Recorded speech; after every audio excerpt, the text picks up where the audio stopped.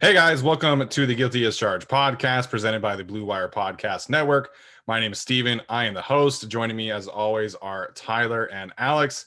Alex, you got the Sixers winning game one. Game two is coming up. So how are you feeling about the Sixers and how are you doing today? I'm not going to make a prediction because then if I'm wrong, it'll come on the podcast tomorrow. So I'll just say praise be to our savior, Julio Jones. Very nice, very nice. Tyler, how are you doing today, man? I didn't realize being Jewish meant worshiping Julio Jones, but here we are. I definitely wasn't invited to the Suns Out or Guns Out, Suns Out, whatever party. Next time I'll make sure to wear a tank top. There we go. I mean, summer is upon us. I was just saying to Tyler that starting next week here in Fresno, we are hitting triple digits all day, every day for a few months. I'm usually up until September. So summer is here.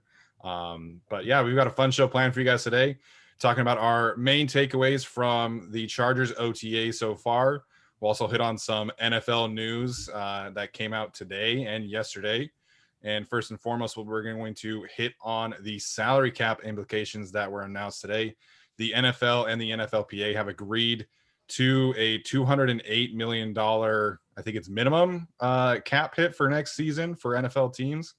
If the Chargers are able to carry over about $10 million ish, depending on, what else they do from here on out, they could be looking at $50 million in cap space next season without cutting anyone. So Tyler, what's your takeaway there in terms of cap space possibilities for the Chargers next year? Well, my first thought was, what does Devontae Adams cost these days? When you have a lot of money, you just want to spend it. Yeah. Spot Rack has him at $25 million a year, which is absolutely insane. So I don't know if they're spending that much money, but they could. As far as the free agent market goes next season, well, one, the Chargers roster, there's not a whole lot they'll do to do changes. Like maybe they'll, extend Ibushi, but otherwise they're probably cutting Bulaga, and the right tackle market is okay with like Taylor Moton and Ryan Ramczyk. Not super expensive. I mean, they are, but not $25 million a year for Devontae Adams expensive. One guy I'd love for them to potentially bring in is Darius Williams, the Rams corner, just because if Chris Harris leaves and they want Asante Samuel Jr. have some inside outside, maybe they just want that established, outside guy who was opposite Jalen Ramsey with the Rams. Now, granted, we always thought that, not always, but we thought this offseason that Staley would bring in some of his guys, and he didn't. Right. But I do think that bringing in someone like Williams, who's relatively young-ish, who just kind of plug and play, doesn't have to really be like the high-end starter, just a guy opposite Davis or working with Asante Samuel Jr. I think that would definitely be a target. But otherwise, I'm just excited that the Chargers have this much space. If they want to trade for Julio Jones, it's even easier next year because that cap hit ain't that much. It also does mean that they could extend Mike Williams as well. And, they do definitely have the cap space to do that. So we'll see how that plays out. But for right now, as far as their roster goes, I don't expect a whole lot of changes outside of Bulaga. So I'm just looking at additions. And there's some guys, whether it be, Akeem Hicks, maybe from Chicago, that I would be interested in. Yeah. So, I mean, I think the ceiling is 208 million. So it's not like the floor. Yeah. So, but currently over the cap has 203 million as the cap. So basically the Chargers would jump from 46 million cap space to about 51. So, I mean, that's pretty good for them. Obviously, if they want to make some moves, it allows you flexibility if they do want to make a big trade or something like that. Obviously, like we've been talking about with Julio, or some opportunity that becomes open next year, and they don't really have that many free agents to re-sign, right? I mean, the one that's kind of borderline is Mike Williams, depending on how all that plays out. And if you're paying him, let's say, even between 10 and 15 million, I think at that point, then you're at 35, right? And you still have a pretty decent chunk of change there. So then at that point, you really have Linval Joseph and Chris Harris, which I don't think would be particularly expensive to re-sign, at least in comparison to Mike. So they can go pretty crazy on the market. Obviously, I think there's a lot of great defensive tackles if they do want to move on from Joseph, kind of in that market. But there's also guys that like aren't really going to be available. Like, TJ Watt is in the free agent class, but we all know that like Steelers are going to lock him down. I sort of have that view of Devontae Adams too, but also TBD on that.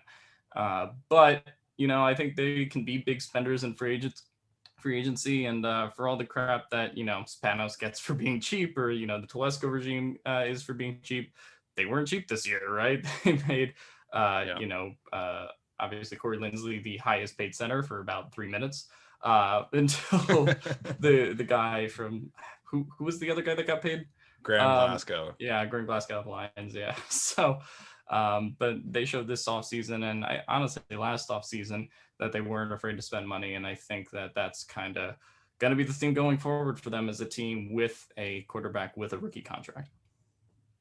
Yeah, I mean, we talked about this a bunch last year about the flexibility that they're going to have because of the Justin Herbert contract. And I mean, having $50 million in cap space, potentially 60 if you cut Brian Bulaga, which kind of depends on how he plays. I mean, it gives you a ton of options. You know, if you want to go for another big swing like Lindsey at a different position, you can certainly do that. They'll also have to take into consideration a Derwin James extension, which we'll talk about him in a minute, and then, you know, potentially bringing back Mike Williams. So it gives them so much flexibility for the future. And, you know, we've been kind of talking about recently being, you know, next year being the big push for the Chargers. And that's a big reason why, because, you know, I'm glad that Tyler brought up Darius Williams. You know, we kind of are looking at this roster and maybe you have enough money to go get a top tier corner. Maybe you have enough money to go get a top tier edge rusher, go get Justin Herbert another weapon. And so the Chargers will be able to hit several of their needs in free agency. And then, you know, this year they didn't really have the luxury of taking best player available in the draft, but next year they probably will be able to do that because of all this cap space moving forward. So whether that's a trade for Julio Jones or whatever the case may be, you know, that's a big deal. And it's going to give the Chargers so much flexibility beyond that because the cap is going to go up again in 2023. And theoretically again in 2024. So across Herbert's 5-year rookie deal, the Chargers are going to have a ton of cap space and they're going to be in a situation that they have really never been in. I hate to bring it back to Julio every single time, but potentially if they do give those 2 picks or 3 picks, whatever for Julio, they can definitely mitigate that loss or that gaping hole by just spending money, which is great. And also, just want to point out that Ryan Dyrud, friend of the show on LAFB, pointed out that the Chargers might have $50 million in cap space. The Rams are $10 million over the cap next season. There's a big difference in money there. Yeah, I mean, they have a bunch of compensatory picks too. Obviously, like even if you do make the Julio trade and you give up all those picks, you do still have bodies. Like it's not the same quality players, but I'm kind of the opinion that like the top of next year's draft isn't that great. From what I've seen so far, at least in comparison to this one. Like if we want to talk about first round receiver in this year's draft means a whole different thing than what it means next year. It just isn't the same thing. But so yeah, I'm of the proponent that they might be bigger players, definitely in free agency next year than they are in really a draft context for sure. Yeah, and the other thing, I'm glad you brought up the compensatory picks, is because of COVID, there were so many draft eligible players that returned to school this year. And so I think this year was kind of, you know, one of the low points in terms of players that were declared for the draft. And next year that number is going to go up as well. So, you know, we kind of joke about those 6-round picks, but I mean, theoretically with the depth of the draft class, you know, that could be some, or at least one potential difference maker. So the other thing with the Julio Jones, just briefly, we've kind of hammered home, you know, our opinions on it. But I think it's Jeff Darlington of ESPN was reporting yesterday that he thinks it might not even cost a 1st-round pick to go get Julio Jones. It might not even cost a 2nd-round pick, that this could be trending towards being a couple 3rds or even later than that. So the Chargers currently do not have great odds. If you're a betting person and buy into how likely that correlation is, their odds, I think, are like 7th or 8th most likely. You know, the Titans and Patriots and other teams have kind of taken the lead, but we'll obviously cover that the more it progresses. The other thing, rather briefly, that we're going to talk about, the NFL has finalized dates for training camp. I believe they said fan events in quotation marks. I don't really know what that means, but on July 31st, the NFL is going to encourage all teams to host fan events and kind of kick off training camp that way. And then, like we mentioned the other time, there were you know, the dates for the preseason have been finalized as well. So Alex, what are you kind of looking forward to in training camp and you know, having fans back at that kind of event?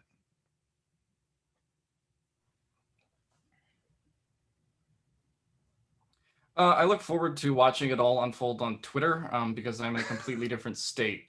So that's my expectation for training camp. Yeah. And I did see that meme today that was talking about, oh man, all the players look great. This year's going to be the year. Yes. Everyone's healthy. And Yes. to some extent, that is kind of how I view training camp coverage. But it is still fun, and you get to meet up with other fans there. And I'm sure you guys will fight all the other Chargers podcasts. You guys can go just fight them physically for me since I'm not going to be there. But we need your guns, man. But yeah, so I think it'll be fun for the fans. Obviously, no one was at training camp last year. Building off of, kind of what some of the news was today, I think it'll be cool to have all the, players there, undrafted guys too, because last year, the undrafted guys really got screwed, obviously, because of COVID. So, I think it'll be fun. I'm excited to get fans down there who can give their opinions that may be a little bit more harsh than some of the beat writers or other writers who, I'm not saying they kiss ass or anything, but they can't just go out. I can sit there and tweet, this guy stinks, this guy looks slow or whatever. And the other guys just can't really do that. When I was with Bolt Beat and I had the Bolt Beat Twitter handle, I tweeted out like, hey, what's his face just gave him on that Rams, Keenan Allen Rams play, got that great pass long. Rivers totally was sacked on that play. They just couldn't actually sack him during practice. And I tweeted, Rivers got sacked. He needs some help here. And everyone's like, you suck. Like, you have a huge account now. You should really you should pump up the team. You're a bigger account. You should be doing this and that. Like, no, anyways, I appreciate, the people that can go down and go, well, this is actually what's going on. Like, yeah, people look good. I'm sure they're in shape, whatever. But, this guy, I feel like last year we just lost so much of that and all this information. And I was confused by some of the results of the 53-man roster or how things turned out. Like all we heard was, Bobby Holly's taking first team reps. Bobby Holly's going to, doing this and that. And doesn't even make the roster. Not that it's saying anybody's lying to me, but it's like, what happened? Joshua Kelly is supposedly the preseason winner, the training camp winner. And what happened in his rookie season? Did he look great in camp? I don't know. I feel like kind of Justin Herbert was undercovered. We heard from Fernando when he was on the team, I think maybe off camera or whatever, but that Herbert looked really good. But like, I didn't get to see that. I feel like we didn't really get to see that outside of, Hard Knocks. So I can't wait to get down there and, have a look at these guys for myself and, see what's really going on and how this defense is turning out, who's playing where. Because right now, all we had was like that one camera angle of like half the defense. And it's like, oh my gosh, like this guy's playing here and this linebacker's playing here and who's doing this. And that's all we got. So I can't wait to see everything laid out in front of us. Well, and the reporters. I was just gonna say, Hard Knocks is probably gonna be the Jags and Tim Tebow this year, so I won't even get to see what I won't even get to see what the Chargers are doing from my side of the world. Well, I think the Cowboys are up for Hard Knocks this year as well, which would not surprise me. That'd be even worse. But yeah, I mean, training camp, like last year, outside of Hard Knocks, we got like nothing. Yeah. And, all we heard was, just we had to take the reporters' words, I don't want to say more seriously than before, but you know what I mean? Like we just had to trust that Joshua Kelly really was the best player in training camp. And Fernando and Gilbert mentioned that there was even one day when Easton Stick looked like the best quarterback. And it's like, now we get to go and see that if that actually happened. My training camp experience in 2019, it was so much fun. And you get to go there and you just get to hang out and yeah, it's practice, but I'm glad you brought up kind of like the criticism kind of things. Cause that day, I think you let me tweet things from the Bullbeat account as well. And I was talking about Jeremy Davis being like the best receiver, and everybody was like, "That's super cool." And I'm like, "No, that's really bad. That is not a good thing." Oh man, did I let you do that? Because I shouldn't have let you do that. I think it might have been like just me tweeting videos and you retweeting. Okay, because no wonder they fired me. Well, they ended up firing you anyway, so yeah. Shout out to AB5 real quick. But yeah, the other thing in terms of training camp, the NFL has allowed teams to take up the roster to 90 players, which is good because last year they kind of entered with 80, so they get 10 extra roster spots this year, which who knows, maybe they'll bring in some other undrafted free agents or other veterans and stuff like that. But just wanted to mention that pretty closely. All right, so we are going to move on to kind of our takeaways from the OTAs. Obviously, none of us were there, but we did have some press conferences and some videos and things like that. And obviously, the biggest thing to cover here is that Derwin James has been 100% cleared for full participation in OTAs in the offseason moving forward. And, by all accounts, according to, Alex's tweet here, Derwin James looks great. He looks healthy. He looks better than ever. Those kind of tweets. I love that they're back. We saw the other one with Jimmy G, who would hit the weights and look stronger than ever. And it's just football is back in some capacity, and it makes me happy. But Alex, what is kind of your takeaway here from Derwin James being back to 100% capacity kind of earlier than anyone thought? Yeah, I didn't think it would come this soon, just because, he really got dinged in August, and I thought it would just take longer, maybe into June or July, or he would ramp up like right before training camp. But I certainly didn't expect him to be fully ready in May. At this point, I'm super excited that, obviously we'll get to kind of the communicator aspect of this later with Derwin and Tranquil both being back, but I think that is such a crucial part, especially with a new coaching staff, particularly a new defensive coaching staff. Just having him there and being able to play is great. And so I hope that stays as it is for now and into training camp and into the regular season. But yeah, there definitely is an aspect to it. It's like, all right, can we just like wrap this guy in bubble wrap? And I do definitely feel that part of it as well. So yeah, it's great that he's physically cleared, and because this defense, just as we've seen the last 2 years, just not the same thing without him. Yeah, it's fantastic news. I certainly didn't expect it this fast, and he hasn't played in a game since the Rise of Skywalker hit theaters. So it's been a long time since we've seen him. Gosh. Right. Yeah. That whole before 2020 thing. Yeah. Sorry to bring up a movie that sucks, but it's a credit to guys like John Law and the rest of the training staff, or however that works. I know Staley referenced the new sports science staff, but they were there for like a month. So I think whoever was, prior to like everyone gets a lot, or the training staff gets a lot of shit when injuries happen, but there's also something to be said about how fast Derwin James came back from this injury. And maybe that's just Derwin James as is. He's a freak athlete. Right. Probably recovers quickly too, but credit to them certainly for, having him in this position, because he's an important part of the defense, if not the most important, at least the second most important guy. So I'm happy to have him out there, and I'm glad they're doing 11 on 11s, and we'll talk about that in a sec. Just keep him as healthy as possible. This is a guy that I think was like hurt or dinged up a little bit in the preseason of his rookie year, had maybe like one game, and then went out against Kansas City and had like the best game of any defensive player on the field that game. Yeah. And was one of the best safeties in NFL in his rookie season. So I don't think he needs a lot to stay healthy and get out there. And I'm excited to watch him because there's few guys like him. Yeah, he said in his press conference, he's ready to put these injuries behind him. And he said that he has kind of taken a more cerebral approach to his recovery, which is pretty common, right? You're away from football and you're able to really kind of absorb things mentally, take mental reps more often than not. But looking back at his rookie season, I think, I don't want to say we kind of took it for granted, but like looking back at how special that season was, is that it's rare that an NFL player comes into the NFL and right away is an elite player at his position. We saw that last year with Tristan Wirfs, the right tackle from Tampa Bay. But it's so difficult for all these players to come in and as rookies and be elite players at their position, and that was the case with Derwin James. So the Chargers obviously need him. We've kind of talked about our concerns at depth at the safety position, but it certainly seems like they are taking precautions to ensure that he is healthy, because like you guys both have said, he is a game changer. And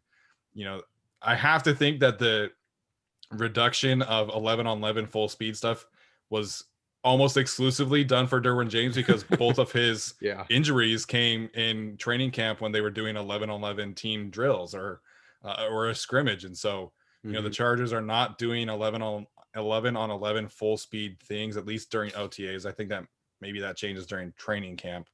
But the only time they're going full speed, at least in OTAs, is going to be in individual drills. And I think, I think football has changed. It's gotten to the point where you don't have to go out and do the Oklahoma drill and just hit each other for, weeks and weeks and weeks. And, you're able to get all these mental reps like we've seen the videos of, and you're able to get your technique refinement and individual drills. And that's great news for Derwin James in particular. I love the notion that Staley is going to, while they can't physically challenge each other, at least not as frequently as they used to, he's going to mentally challenge these guys. And what I've referenced this game like 3 times now in the past week, but watching the Rams, I don't know why I'm holding my remote. Anyway, watching the Rams play I just picked it up. I'm sorry. Watching the Rams play the Cowboys week 1, they allowed 14 points in the first half, and they just clamped down in the second half and only allowed 3 points. And for him to come in as a defensive coordinator, have that communication so quick, and for them to figure out the Dallas offense, which ended up being really, really good for the short period Dak was there, and just clamp down on them like that with such great communication, I think it speaks a lot to Staley. And I'm really interested and curious to see how this secondary is adjusting, or they have to learn so much. And they're adjusting to 3-4 or 3-3-5 or whatever the hell they end up doing. And I'm glad they're getting these mental reps, because if you do they want to be physically available or ready for the game? Sure. But if you're not actually physically available for this game, then we're not learning. And we've seen, now granted, these are obviously very talented players, but we've seen, like I just said, Derwin James, Joey Bosa, Justin Herbert not get a whole lot of action and then just step onto the field and be really, really good. Herbert because he just wasn't on the first team, and Bosa and James because they were injured. So yeah, I don't know. My brain is gone. I threw my remote. I think football has always been the most draconian sport in terms of how it's actually prepared for in the off season. And I think slowly people are realizing that, hey, maybe we don't have to beat the shit out of each other before week 1 comes. And that's, maybe the 11-on-11 thing is part of that. Definitely kind of a ramp up to training camp based on the guys who have been injured. But I have been kind of hesitant to accept that, oh man, we're going to do analytics and we're going to do sports science, because at first to me it just sounded like, oh, this is kind of talk just because the last administration didn't. But with this 11-on-11 drill thing in particular, it's this is a smart thing, and you're keeping your guys healthy and kind of ramping up towards the big thing. And at this point it is more mental, and teaching guys how to communicate with each other and what to communicate, right? So I definitely buy it from that perspective. Well, and you can clearly see that Sean McVay has had a big influence on Brandon Staley too, because the Rams have taken this approach where, they don't play starters in preseason games. They don't do a lot of hitting in training camp. And obviously we'll see how that pans out. But, Brandon Staley being willing to say, hey, you know what, we're not doing 11-on-11 stuff in my first off season. To me, that shows that he understands, that this is really going to come down to communication. And right now, the most important thing is just installing the defense, installing the offense.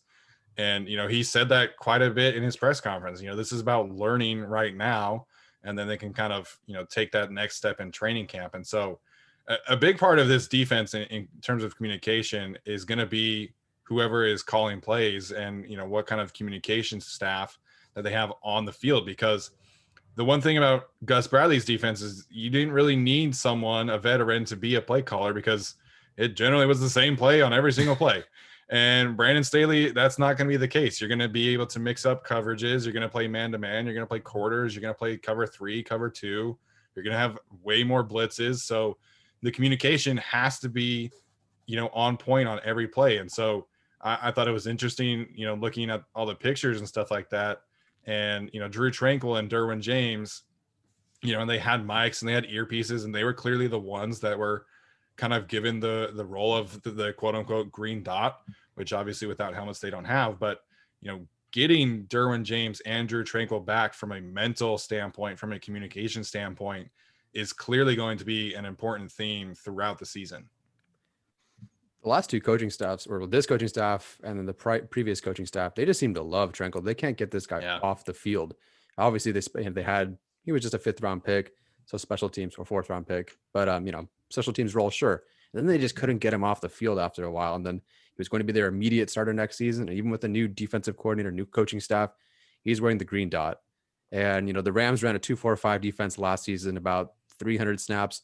That was what they ran the most, but after that was pretty similar with a 3-3-5 and a 2-3-6 at a combined 550 snaps. Thanks, Arjun, for the information.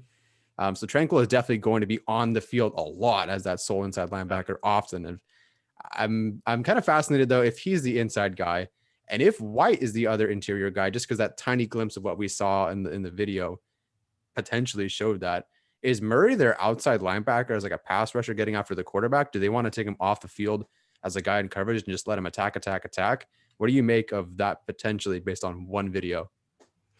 Well, based off the one video, I think it is a little tough to tell because, you know, in that same video, Rashawn Slater was off in the background and Trey Pipkins was the left tackle. So maybe we just didn't see Murray. I don't really know. I think, you know, Brandon Staley said in his initial press conference, or it might have been in the second press conference, that Kenneth Murray is an inside off the ball backer. So that's where I think he's going to play. I think sure he can play on the outside some, but you know, I kind of said this when we were talking about Micah Parsons. There's a huge difference in being an effective blitzer and being able to truly rush the quarterback. And so I think, you know, when you take a player like Parsons or like Murray or like Devin White, you can use them as a blitzer, but I think asking them to play on the edge and, you know, essentially, you know, have to be a defensive end, I think that doesn't, you know, maximize their skill set. And so, you know, like we've said a bunch, it's going to be super interesting to see how Brandon Staley uses these linebackers because, you know, Micah Kaiser was arguably his best linebacker with the Rams last year, and I don't even think he's better than Kaiser White. Do you remember who number 41 was for the Rams? Sorry, has Alex, you're way behind. My bad. How Kenneth Murray fits in. Yeah. Go ahead, Alex. No, you know. Oh, okay. No, I was just going to say, in regards to the Kenneth Murray thing, it is interesting to see how he's going to be used, just because we did see like glimpses of him as a pass rusher, the only positive thing in the New England game. Yeah. But you know, I think just Tranquil seems to kind of fit what Staley wants as a communicator better. You know, if it were the Gus Bradley defense, you may have seen Kenneth Murray kind of taking the lead there. I'm not sure, obviously, if we could go back in time or if Lynn was still the coach, but yeah, no, I'm super excited to see what Tranquil kind of brings as a leader. But also, I do think they will use Murray as a pass rusher more, probably not as a defensive end, just because I do think Uchenna and Wosu is probably better at that, being his like permanent role. But yeah, I think that he's probably the, you know, best one equipped to occasionally pass rush for sure. What was the reason Murray no longer was calling plays and it switched to Vigil? Was because Perryman got hurt? Like, why did they? Well, Gus Bradley seemed to imply that Murray was kind of like struggling with it, that they wanted to take some things off his plate and allow him just to play more free. But then again, you know, how difficult it is to say, hey man, we're running you know, cover three, everyone do your thing. Like, you know, you know what I mean? So I just don't know how complex it is to call those plays for Gus Bradley versus calling those plays for Brandon Staley. You know, I think there definitely is more things involved with Staley versus Bradley, but you know, some players just, you know, they don't like to think before plays. They just like to get the play call from someone else and just see ball, get ball kind of thing. So, you know, I don't know enough about Murray to say like, you know, he couldn't handle that or can't handle that going forward. But it's pretty clear that they kind of prefer it to be Tranquil at this point, and the other staff did as well. So I guess it just kind of is personal preference there. Okay, interesting.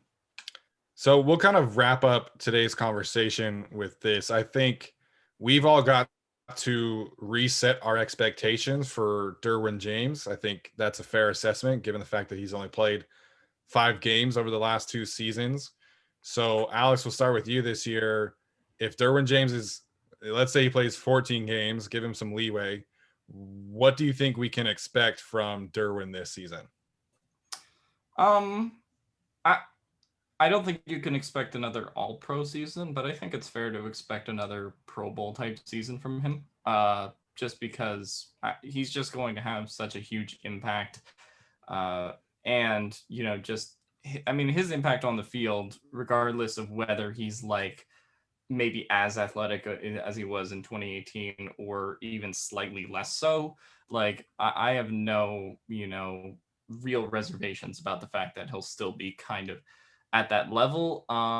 I don't know, again, we haven't seen him in really 2 years. I mean, we did see him at the end of 2019, but I'm just curious really what his athletic level is going to be, because we've seen guys that, come back from these knee injuries, and it's usually a year after the knee injury that, guys are 100%. So I think it's fair to expect him to still play at a high level, because that's Derwin James, and I don't think he necessarily needs his athleticism at peak proficiency to do that.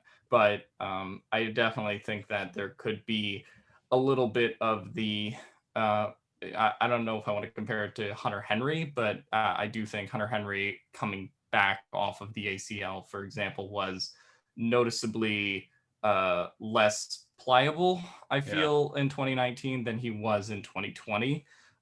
Granted, that's not that much more pliable because he's a tight end.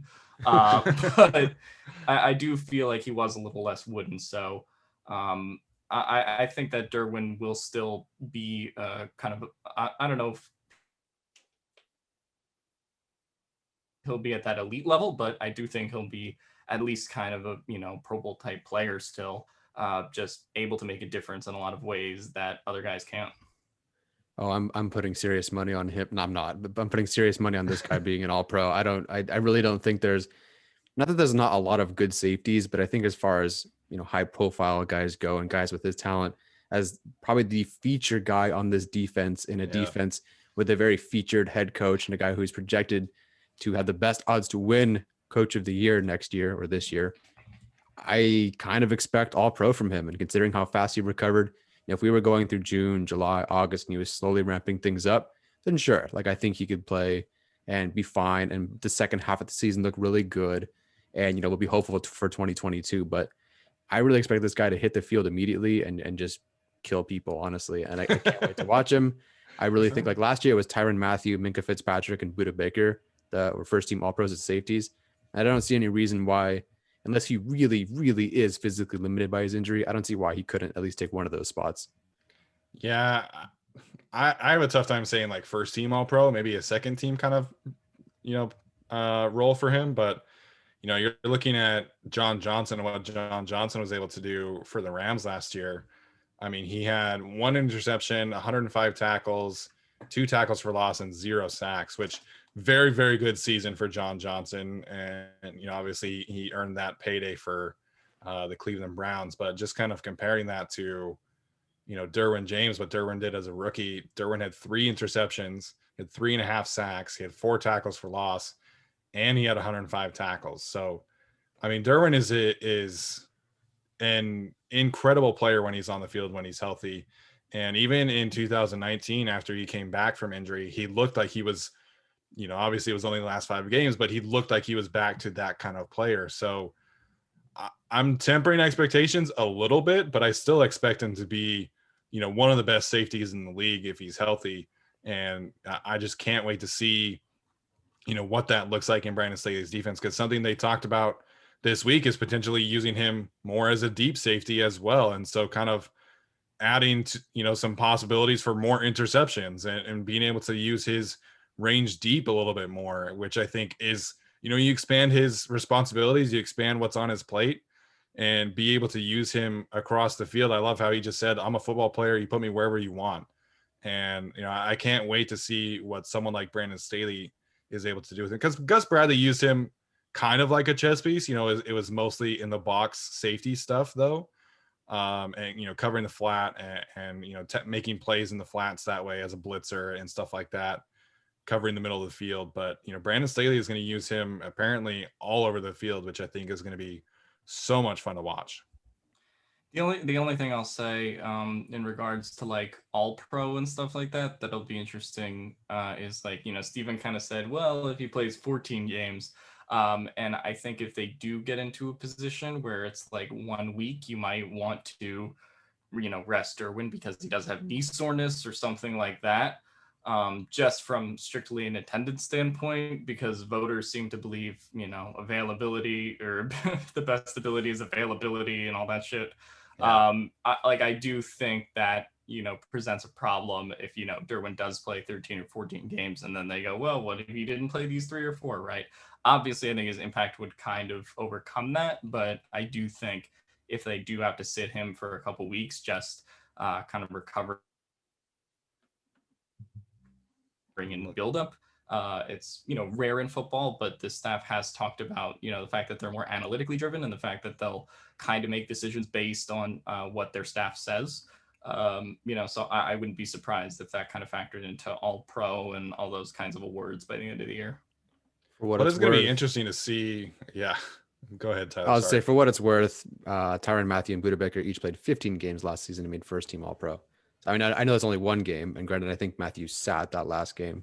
Yeah, but they can miss one or 3. Yeah. Well, it is going to be interesting to see because we've seen, part of the analytics in the NBA is kind of, taking over this load management stuff, which, you rest your players in meaningless games and make sure that they're fully healthy. So it is going to be interesting if that impacts a player like Derwin James or like Chris Harris or Brian Bulaga, and especially with another extra game that maybe not just the Chargers, but maybe these NFL teams are looking at their veteran players and saying, you know what, maybe we, rest, Brian Bulaga against the Philadelphia Eagles because we think that, we have a more important game coming up, just, randomly. Ouch, Alex. You could have said the Bengals. You wanted to get a dig in at me. It's fine. It's just because I'm looking at you wearing a Philadelphia jersey and my brain just works that way sometimes, man. I no shade at all. I would definitely not want them to rest Brian Bulaga against the Eagles defensive line. That would be a disaster. But I was just pointing out a random game. So it is going to be interesting to see if load management kind of creeps into the NFL like some of the other NBA trends have as well. Yeah, I mean, frankly, I think that would be kind of the smart thing to do. I know football still is kind of that sport where everybody wants to be an Iron Man and play every game. But I do think sometimes when you're talking about the injuries that the Chargers have had, sometimes it just makes sense to, not overwork a guy or, risk him, taking that hit or, stuff like that. The Chargers did, Joey Bosa did want to get back on the field, and the Chargers did take him off it basically, right? Yeah. Okay, so yeah, they definitely have the interest of the players at heart for sure. Yeah, no doubt. All right, guys, any other thoughts before we wrap up today's show? Nope. I hope Matt Gay has a great day. Hey, you said it. Is that going to be a thing every single episode now? Only because you just said it. Yep. Okay, well, it works for me. I hope Matt Gay has a great day as well. As promised, our next episode, we are going to go over how the Chargers could lose each of their 17 games. We obviously kind of had to push that back because of, the news that came out today and yesterday. But we're looking forward to that conversation as well. As always, make sure and leave us a rating or review. Let us know, give us some feedback on what you guys think about, Derwin James's expectations. Maybe look at some free agents that you guys want to see the Chargers look into next season as well. I do want to mention before we close today, we are doing a Patreon giveaway of an Asante Samuel Jr. jersey. That is exclusive to our those who support us on Patreon. If you support us at the $10 tier or higher, you get multiple entries. But even if you just want to do the $1, you get an entry as well. The link to our Patreon page is in the description, whether that's YouTube or the audio platforms. We always make sure and include that there. So if you want to be entered into an Asante Samuel jersey giveaway, that will close on Monday, and then we'll announce the winner on Tuesday. So that'll do it for us today, guys. Thanks for tuning in, and we will see you next time.